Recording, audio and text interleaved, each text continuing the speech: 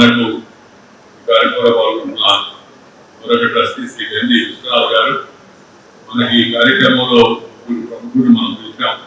ఒకటి శ్రీ గడిపాటి నరసింహారావు గారు, వారు బయలుదేరారు. పదకొండవ స్థానాన్ని కొంత ఆలస్యం అవుతుంది. మనం కార్యక్రమం సమయానికి ప్రారంభించడం అలవాటుగా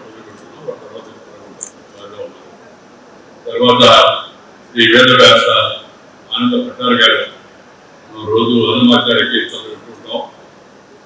బాలకృష్ణ ప్రసాద్ గారు, అలాగే శ్రీ ఆనంద భట్ట గారు ఇద్దరు చాలా సహజంగా అర్థవంతంగా స్ఫూర్తివంతంగా మనకి ఈ యొక్క కీర్తనలు ఎదుర్కొంటారు. వారు కూడా పాల్గొనడం సంతోషం.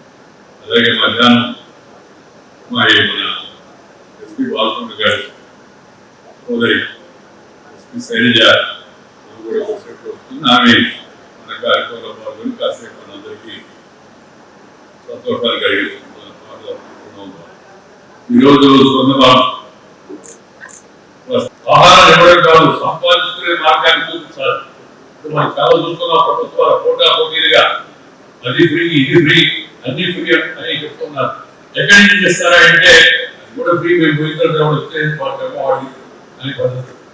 ఆదాయాన్ని పెంచాలా, ఆదాయాన్ని పంచాలా, ఇది అందరూ ముఖ్య పెట్టుకోవాలి. ప్రభుత్వంలో వాళ్ళందరూ గుర్తుపెట్టుకోవాలి. సంక్రాంతి ఆదికాలం నుంచి విధకాలం నుంచి పుణ్యకాలం నుంచి పురాణకాలం నుంచి మన పూర్వీకులు అనుభవించే రంగానికి మేడ నుంచి మనకు అందించడం వారసత్వంతో భారతీయ సంస్కృతి దాన్ని కాపాడుకోవాలని చెప్పిన తెలుసుతో ఈ సంక్రాంతి ఇంట్లో ఉపయోగమైన పాత వస్తువులను మంటల్లో వేసి ప్రధానం. అలాగే సూర్యుడు ఉత్తరాయణ పుణ్యకాలంలో ప్రవేశిస్తూ వేడి తీసుకొస్తాడు. చలికి స్వస్తి కొలుగుతూ భోగి మంటలు వేస్తాం. సూర్యుడు ఆరోగ్యాన్ని ఆయుష్ను అందిస్తాడు. అందుకే ఈ పండుగ సూర్యుడికి ప్రతీకైన భోగి పంటలు ప్రజలకు కోసి వారి ఆరోగ్యం ఆయుష్ కోసం ఆశీర్వాదం అందిస్తారు పెద్దలు. అది దాని అనుకునే యొక్క సూత్రం.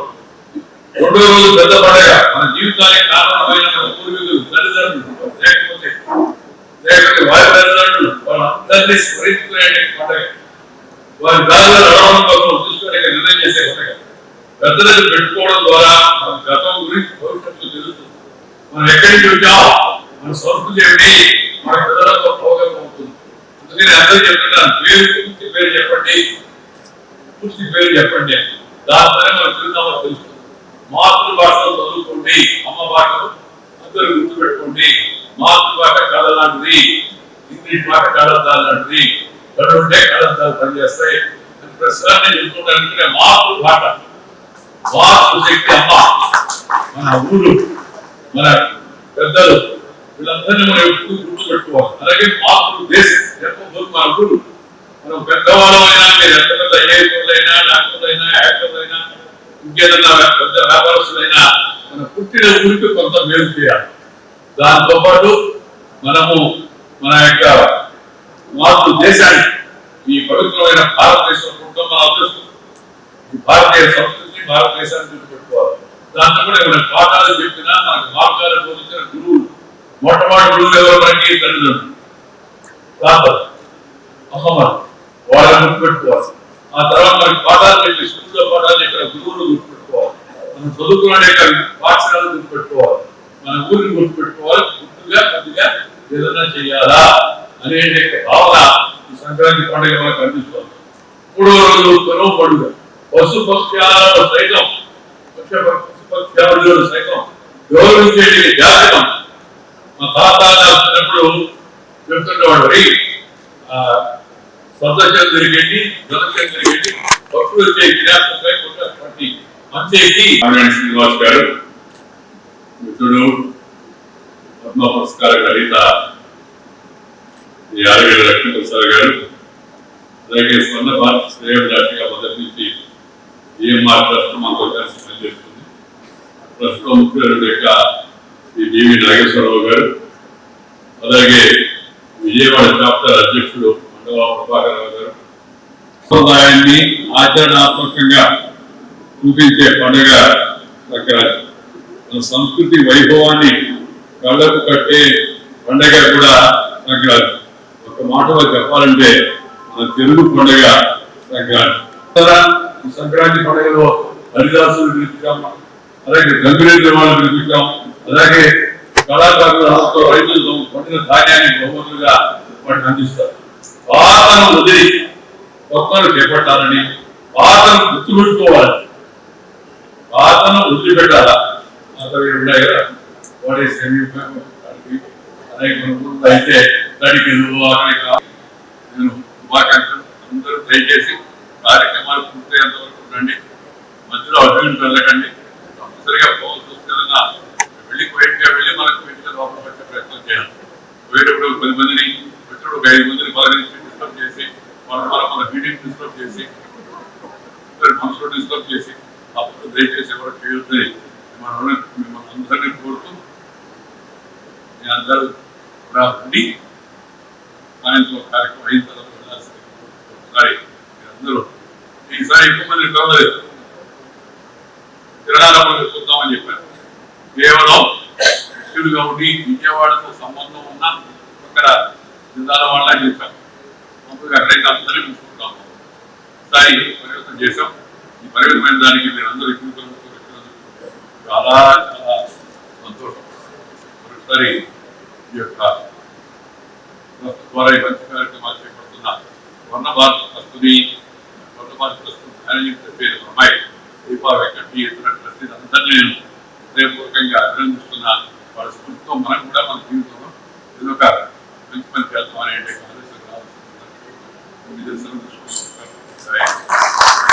కూడా అది మనం నిదర్శనంగా భావించవచ్చు అని చెప్పి నేను గట్టిగా విశ్వసిస్తున్నటువంటి విషయం. ఇంకా మనందరికీ తెలుసు, సంక్రాంతి పండుగ అంటే మన రైతుల్ని మనం గౌరవించుకునేటువంటి పండుగ. అప్పుడే మనకి ధాన్యం ఇంటికి వస్తుంది కాబట్టి కొత్త ధాన్యంతో మనం పాయసం చేసుకోవటం కావచ్చు, పొంగలి అని అంటారు. కనుక అది ఒక రకంగా మన రైతులకి మనం ఇచ్చేటువంటి గౌరవం. నా చిన్నతనంలో మా తల్లి గారు మొదటి ముద్ద కళ్ళ కదుకుని నోట్లో పెట్టుకోమనేవారు. పెట్టుకోమని చెప్తున్నటువంటి సందర్భంలో వారు మాకు తెలియజేసినటువంటి విషయం ఏంటంటే, మీరు ప్రత్యక్షంగా భగవంతుడికి ధన్యవాదాలు తెలియజేస్తూ కళ్ళ కట్టుకున్నా ఇది పరోక్షంగా చేరుకునే దిశగా మనం కృషి చేయాలి అని చెప్పి మనకి సంక్రాంతి పండుగ ద్వారా తెలియవచ్చినటువంటి విషయం. అదేవిధంగా ముగ్గులు, బ్రహ్మాండంగా ముగ్గులు వేస్తూ ఉంటారు. నేను కూడా మనం లేకపోవచ్చు. కనుక ఆ రకమైనటువంటి అస్థిరత్వాన్ని కూడా మనం గుర్తు చేసేటువంటి పండుగ. అన్నింటికంటే మించి నేను మొదట్లో చెప్పినట్లుగా నా వాళ్ళు అనుకున్న వాళ్ళందరితోటి కూడా మనం కలిసి చక్కగా సంతోషంగా గడిపేటువంటి 3 రోజుల పండుగ. కనుక మీ అందరికీ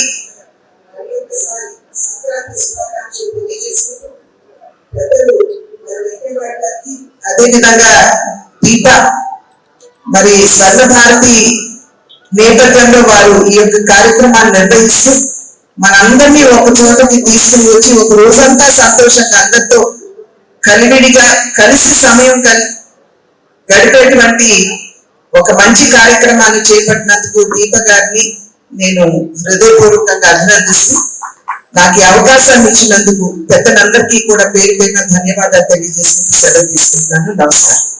24వ సంవత్సరం జనవరి నెల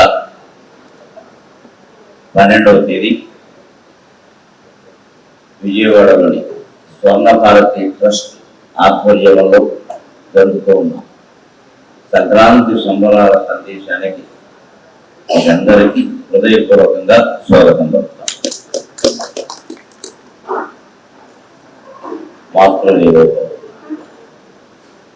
భోజన వేళకొక్క పరిపూర్ణత వచ్చెను నీ గతానా.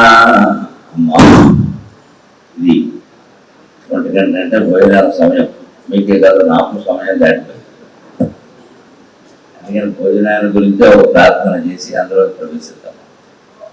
భోజన వేళకొక్క పరిపూర్ణత వచ్చెను నీ గతానా. ఏ రోజుననైనా గాని అప్పుడు పప్పు వంటల విఫలంపై భోజన వేళకొక్క పరిపూర్ణత వచ్చెను.